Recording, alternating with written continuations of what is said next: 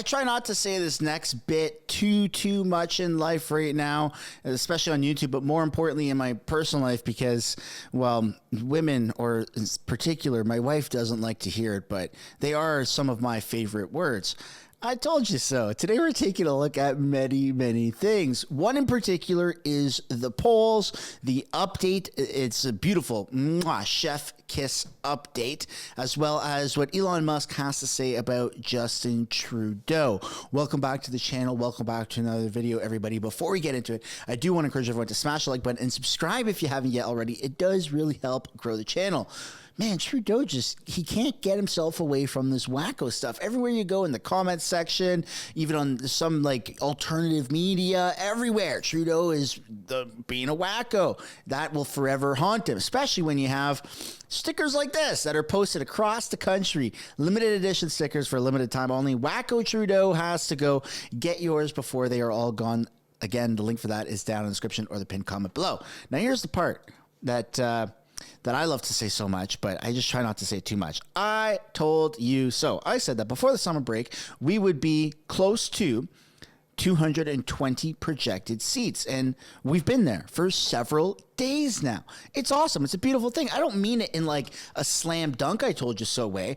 I'm super happy. My optimism is showing right here in the polls that it's paying off. So good job, everybody. The Conservatives are maintaining just a massive lead. And when you look at the arrows, they tell you which way everyone is headed. Conservatives up, Liberals down, Bloc down, NDP down, Green Party, yeah, who cares about them?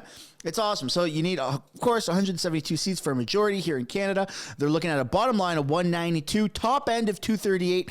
I don't want to make a prediction above and beyond what I already have, because I would hate for a bunch of people to say, I told you so in the comments section, which, by the way, it never bothers me. I have no problem making retractions or apologizing for things that I was wrong on, but I'm going to go out on a limb and say maybe we might see 225, 230 before the summer break. That is like wildly optimistic.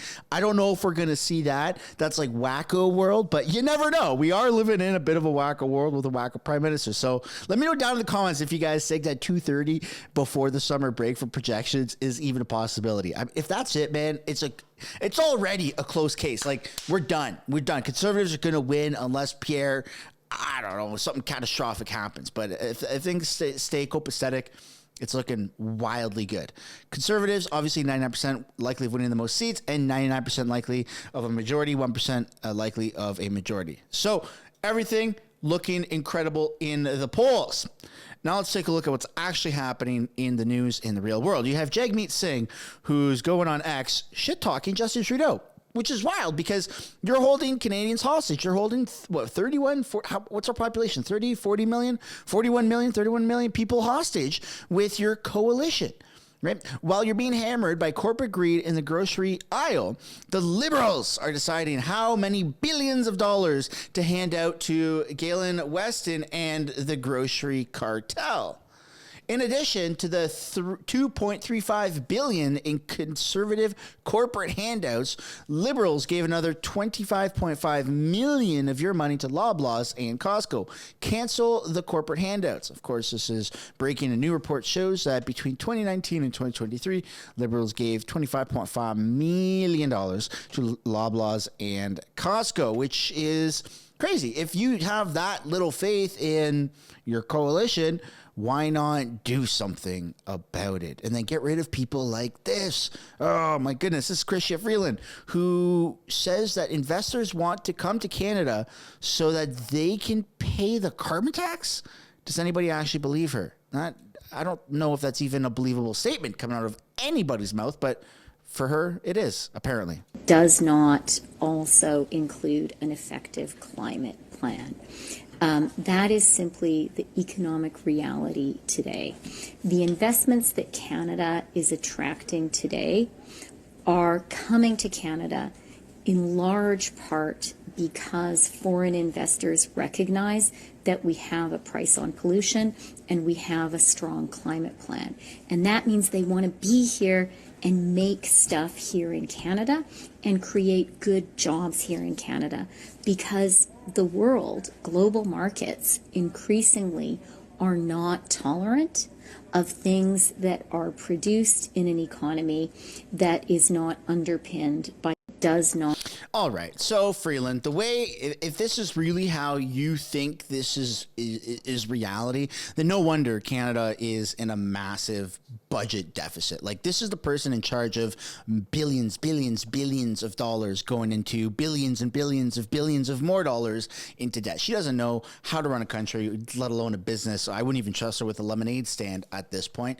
I trust my, daughter, who's a year and a half. I wouldn't trust Chrystia Freeland with a lemonade stand. It doesn't make any sense. Canada is not attracting new investors because we have a price on pollution. There's actually, I think there's like 15 to 30 different countries around the world that have a price on pollution. I looked this up the other day.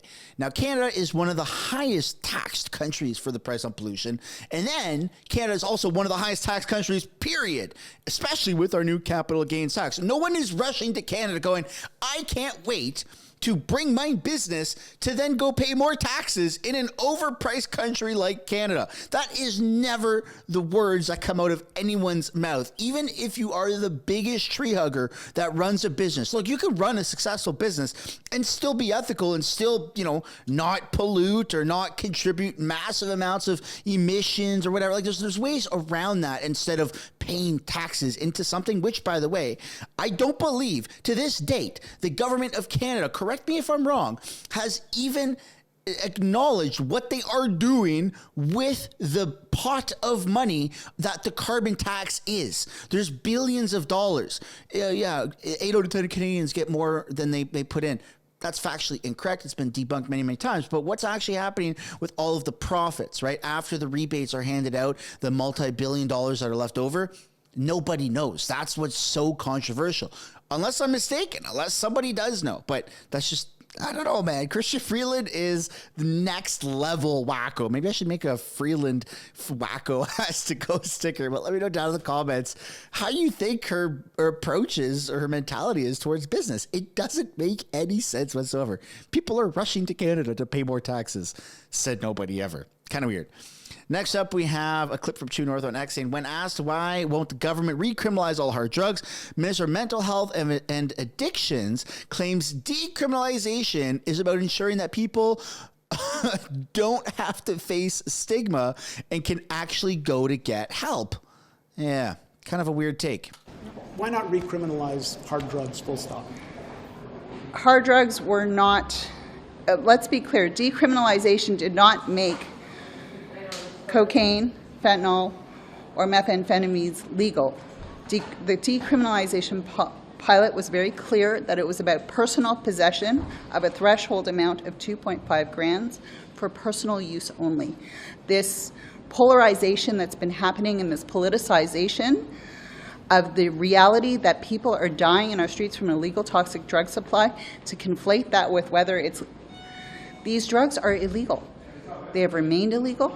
We have not done. Decriminalization is about ensuring that people don't have to face stigma and actually go to get help. And I really am frustrated that the opposition has made this a dehumanizing debate for those who actually need our help, and that they don't recognize we need a full suite of tools to actually save lives. Okay, so there's some weird conflicting information in that. Decriminalization does not mean legalization, but it does mean that you can somewhat in a gray area legally, personally, as an individual, carry up to 2.5 grams of certain, hard drugs like cocaine, fentanyl, shit like that. So that's kind of the state of Canada. It's up to 2.5 Gs. You're not at risk of being criminally charged. It's not legal. It's decriminalized, but it's not legal. It's not illegal either. It's a very weird gray area. No cop is running up to a homeless person who's a drug addict going, you have 2 grams in your 2.5 gram possession. We're going to arrest you, but not criminally.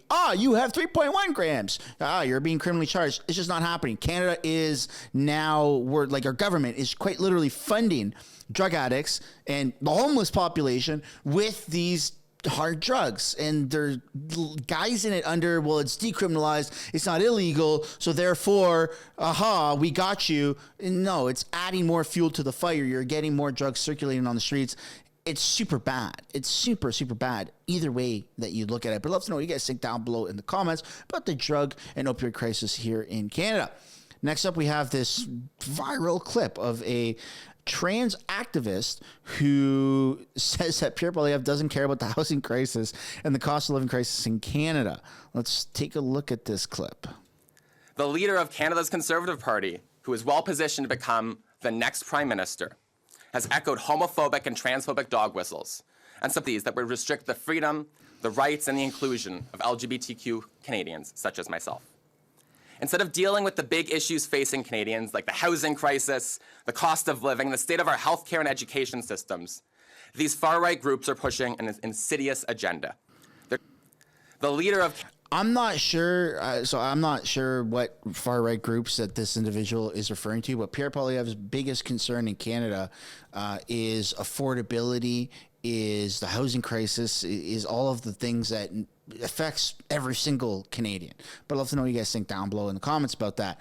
Now we're going to take a look at a video of Pierre Poilievre on the House floor, who accuses NDP leader Jagmeet Singh of being a hypocrite and suggests that he is dumb, and says that Jagmeet Singh attacks on Loblaws is due to the influence of Metro lobbyists. Here we go. Speaker, the NDP leader was just asking about why the Prime Minister gave tens of millions of dollars in corporate handouts to powerful grocery chains. So the answer, of course, is that he voted to let the Prime Minister do that. Not a single penny of that money could have gone without the vote of the NDP coalition partner. But we learned something else, that this might have been due to the influence of the NDP leader's spokesman and brother, whose company is a lobbyist for Metro. Would the Prime Minister support an investigation into whether or not the NDP leader's spokesman and brother has been unduly influencing the leader of the NDP? The Right Honourable Prime...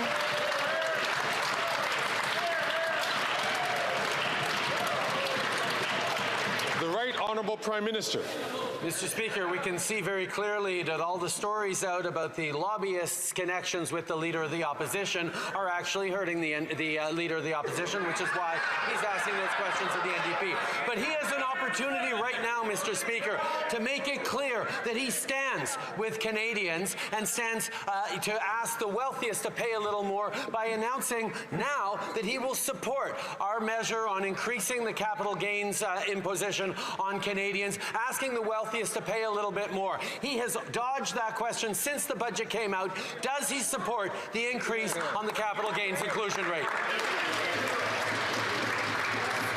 The Honourable Leader of the Opposition. Mr. Speaker, I do support the Prime Minister paying more tax on the trust fund where he sheltered all of his money. Absolutely. He doesn't, unfortunately, support his own policies. That's why he won't put them into a budget bill. It's funny because Jagmeet Singh thinks he can go around and fling a bunch of shit right at the wall and that we aren't paying attention.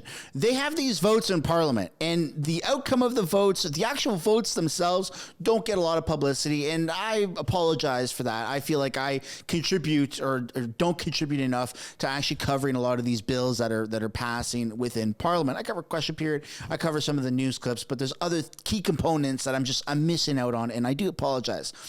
These people, they have the opportunity to vote on certain things. They vote nay, they vote yay, and then they come out and they broadcast to everybody. They use the federal platform like question period, or they use press conferences to say that, you know, to basically lie and misinform the public of how they voted, saying we didn't get enough votes when they voted against it, or whatever it is, as if that we're stupid and that we don't actually have the ability to see how they voted, when they voted, and what they voted for. It's very bizarre. It feels like gaslighting at a like extreme level. But I'd love to know what you guys think down below in the comments about that.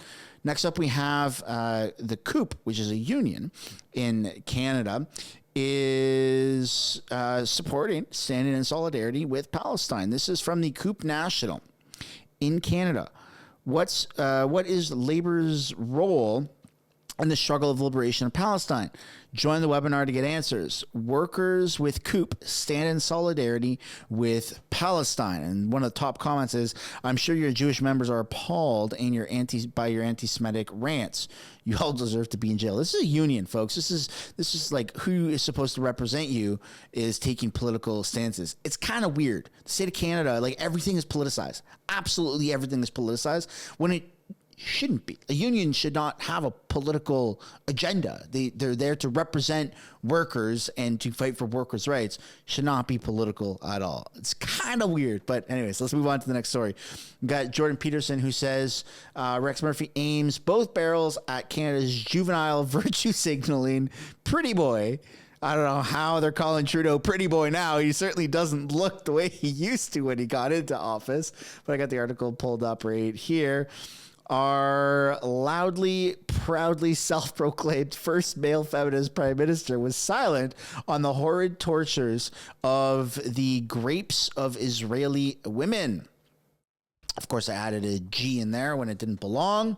All right. On October 7th, a cowardly medieval murder cult, Campus Heroes, Hamas, took the lives of 1,200 Jewish members. And that's kind of what's so concerning about all these Palestinian protests that are popping up is a lot of them support Hamas. They stand with the attacks from October 7th, which as a proxy would make them anti-Semitic protests. I don't know what's going on. I can't believe that Canada is actively allowing anti-Semitic protests to happen, but it is what it is, I suppose. It's Canada. Rules for day and not for yay, or whatever the saying goes. But I'd love to know what you guys think down below in the comments. Now we have a bit of an older video here of Elon Musk and what he has to say about Justin Trudeau, which ties into some recent things that he's said here. Wacko. Now, Musk posted a collage of photos of Trudeau with the caption, "Can't believe Gemini made these unfair pics of Trudeau." The joke being there that these photos of Trudeau were actually I remember real. that. He has done blackface and he's worn a traditional Indian hat before, among other cultural insensitivities. Canada's leader ridiculed for cultural appropriation in the past, and Elon Musk has criticised Justin Trudeau before, tweeting last year the Canadian Prime Minister is trying to silence free speech. He wrote in response to News Canada's broadcast watchdog announced that podcasts and streaming services must register with the government for regulatory control. Musk said, Trudeau is trying to crush free speech in Canada. Shameful. And speaking of free speech, this week Elon Musk has been nominated for a Nobel Peace Prize. Maris Nielsen, a Norwegian MP, nominated the Tesla and SpaceX boss for his commitment to defending free speech in a polarised world. That was Elon Musk's entire strategy when he acquired X in 2022. He wanted to make sure that there was a platform that allowed free speech and didn't censor right-wing or even centrist commentary. I'll start with you, Steve. What did you think about this? Elon Musk going after Justin Trudeau yet again. Everything is on free speech, and then he gets nominated for a Nobel Peace Prize. Yes. I mean, I think chasing free speech and that being the goal is the best goal. I don't think a peace prize is what you should get, because what you won't get is peace. You should get proper debate, but it's not going to be peaceful, and that's the goal, really, in a sense. I think that trying to make sure that there's a platform where everyone can express an opinion.